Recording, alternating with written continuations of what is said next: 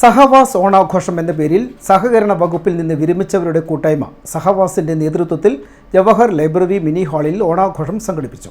കഥാകൃത്ത് വത്സലൻ അഞ്ചാംപീടിക ഉദ്ഘാടനം ചെയ്തു.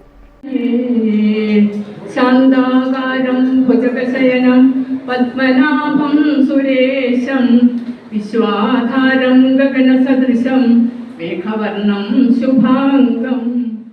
ഓണം നമ്മുടെ എല്ലാം ഒരു യഥാർത്ഥ സ്വപ്നമാണ്.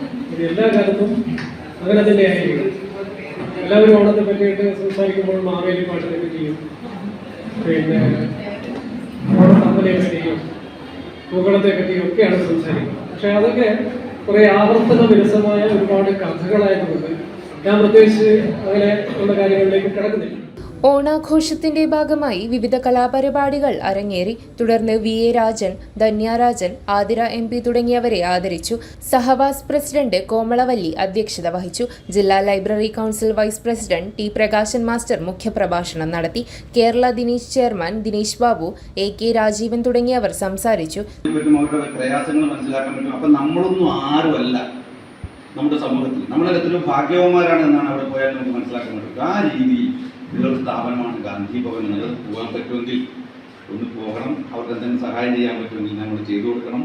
ആ രീതി ഞാൻ അവരെ പ്രചാരകരം എന്നല്ല കേട്ടോ. പക്ഷെ ഞാൻ പോയപ്പോൾ എനിക്ക് കിട്ടിയ അനുഭവമാണ്.